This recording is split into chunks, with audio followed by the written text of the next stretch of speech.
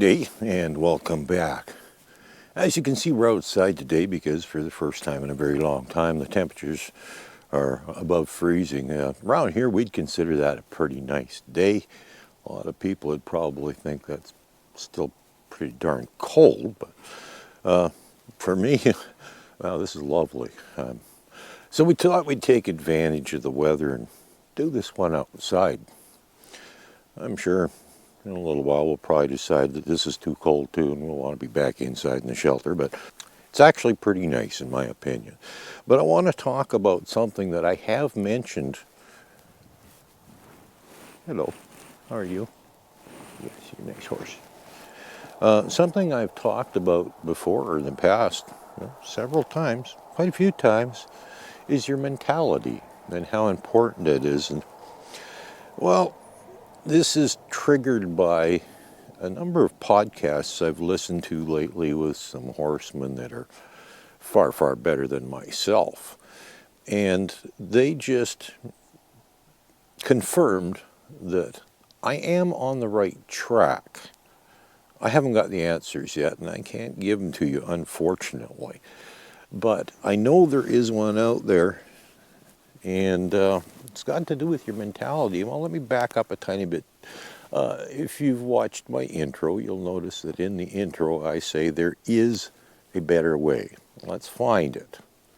Well, that's kind of my goal, as I'm always trying to find a better way of doing things, because I know there is a better way of doing things.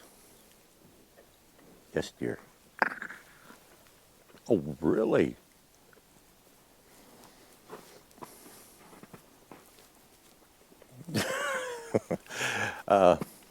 Anyhow, there is a better way.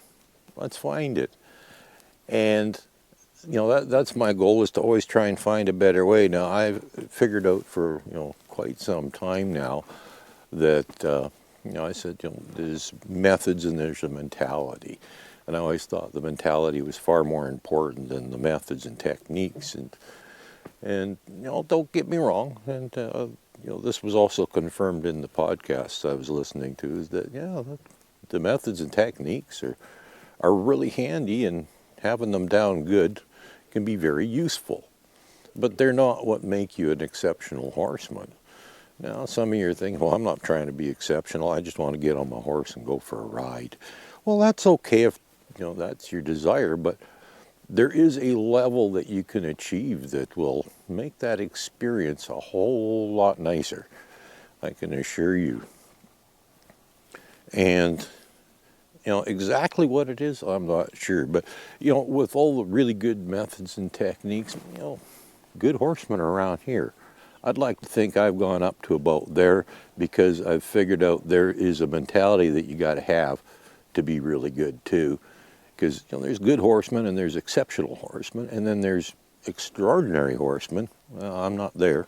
And it's a level of communication with the horse that is a mentality. It's not a method or technique or a way of cueing the horse to do something. It's a way of communicating that is derived from your mentality.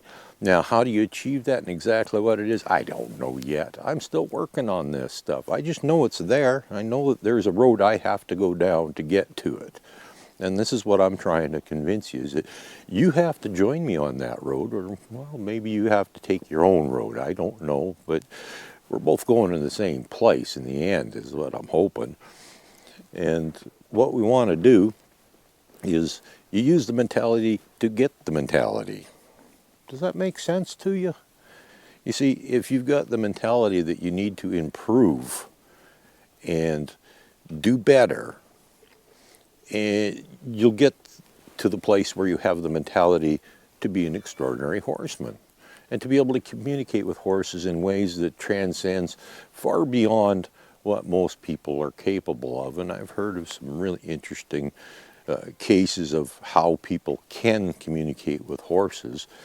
And it's really interesting, and it confirms that I'm on the right path. I still don't know how to do it the way they do it, but boy, I tell you, I know that there's something out there. And hopefully, both of us are going to get there together. Like I said back in my intro, there is a better way. Let's find it. And, feel free to leave a comment down below these videos anytime you want. If you've got a suggestion for people that I should look up, notions that, might help me with my horsemanship and improve things, feel free to make a suggestion. I mean, it doesn't mean I'm going to follow it, but, nothing says you can't say it, and maybe you will trip onto something that just happens to be exactly what we're looking for, because sometimes this mentality and the ability to communicate and everything really doesn't have much to do with horses. And a lot of the people that I've talked to or listened to, their idea behind a good mentality and their ability to communicate with the horse, it had nothing to do with horses to begin with. It had to do with personal improvement. And this is what I also said previously is, good horsemanship is not as much about training horses as it is a mission of self-improvement, because you cannot change the horse unless you change you. And that's something that, again, that's part of that mentality you got to have is, you got to realize that you're the problem, not the horse. I've always said that the only limitations my horses have is me. And what they know is a direct reflection of my abilities. And I want to improve those. Don't know how yet, but I've already got the mentality that says I want to improve. I want to get better. I want to be a better me. Well, that'll take me to the next level of mentality, which will help me communicate with the horse better, so that, I might be a bit extreme, but some people can actually just look at a horse and ask it what to do. Never move, never say a word. I don't know how they do it.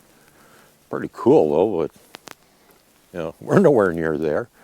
And that's not just one person that can do that. Apparently it's actually fairly common amongst extraordinary horse people. But they're not the people that there's one guy in particular I was listening to, and he says he was using something else he had learned in his horsemanship, and it had nothing to do with horses, but it taught him about softness and ego were the two primary things, which actually interesting weren't the ones I thought would show up. But yeah, that's, and then it doesn't become about, look how good I am.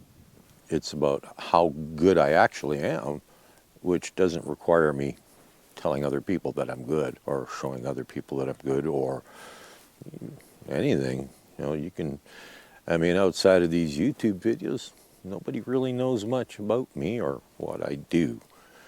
And I only do these because I figure it's the best way to help people, and I want to help people. I do want to do better, but I don't really want to go through some of the throws that other people do that put themselves out there, as far as doing clinics and that sort of thing. I just think that's not what I want to do. Because I got kind of excited with the one podcast because it's somebody I have a lot of respect for, and I thought it was really interesting that I learned a little bit of extra information about the guy that I did not know. It was pretty cool. But anyhow, two of the things that he learned that had nothing to do with horses was softness and ego. Ego is bad, softness good. And those are two of the major concepts that he learned in what he was doing. Like I said, it had nothing to do with horses, but he applied it to horses. And both those things are exactly what you need. You got to be soft with the horse. And ego, well, there's no place for that, because then it becomes about you and not the horse. And, well, when it comes to improvement, it's about you, not the horse. But when it comes to your accomplishments with the horse, no, it cannot be about you. You can't be going around saying, hey, look at me, how good I am, and all that stuff. No, it's about helping that horse. And interestingly enough, it's also why it's very hard to find good horsemen, because most of them are pretty elusive creatures. They're busy out back playing with their horses. They're not in an arena somewhere doing a clinic.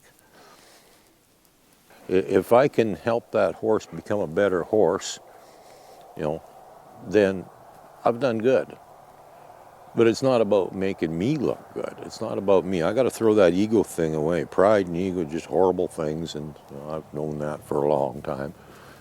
And again, that was echoed in these podcasts that I listened to. But anyhow, I just wanted to share this with you. Is that you know, good horsemanship is a mentality, not a method. And so your mentality is, well, your mentality helps you get a better mentality. Because if you've got the right mentality that says, I need to do better, well, then that's going to help you get to that stage where you want to get better, and you realize there's something else. That's one of the things that one guy said. He says, when he did clinics, is, people would show up and he'd say, you know what, I hope you're not here to learn techniques and methods, because I'm not going to teach you any. I'm going to teach you to show up and reveal your inner self to the horse so that you can communicate with the horse. Because that's what he's all about. It's not about methods and techniques. And even he said the same thing I said. Don't know. The methods and techniques are good to know, because they do help and they do work. But there's a lot more to good horsemanship than just that.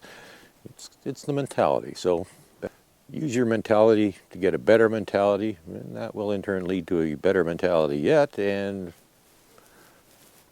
you'll help horses.